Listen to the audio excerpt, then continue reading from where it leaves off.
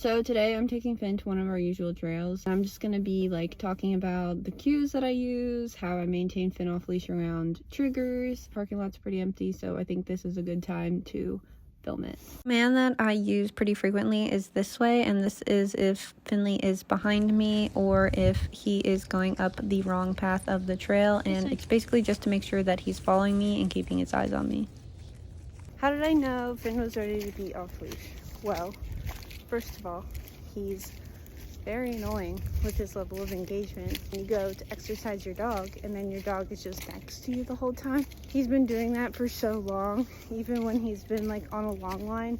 So I knew like he was in the right direction to be off leash. And we practiced a lot of management techniques while he was on leash of like people passing us, dogs passing us, etc. When your dog is actively engaging you and actively making good decisions without that much management, I think that's when you know your dog is ready to be off leash.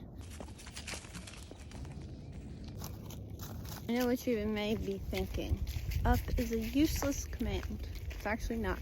We use it a lot, like a lot on the trail for Finley going on branches, on tree stumps, on rocks and stuff like that. And it's just become like a different command so that when someone's actually passing us, I don't use his recall. I just tell him up. You can easily poison your recall to be like, oh my god, I'm gonna recall my dog because there's a person coming, there's a dog coming, and then your dog like predicts seeing a person or seeing a dog, which means now they're gonna get all excited and probably not recall back to you. So because I use the up command, Finley only associates that with jumping on stuff.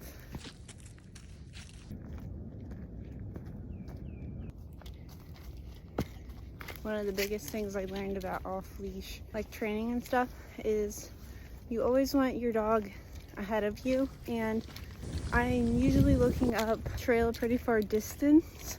And if we come across like a corner or something, I put him into a heel that if we are gonna pass and I can't see, at least I have like control of him and I can leash him up if it's a narrow trail and we have to actually pass someone and we can't stand off to the trail far enough.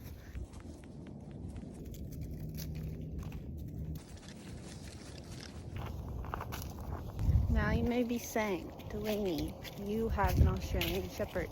They're basically pre-wired with recall.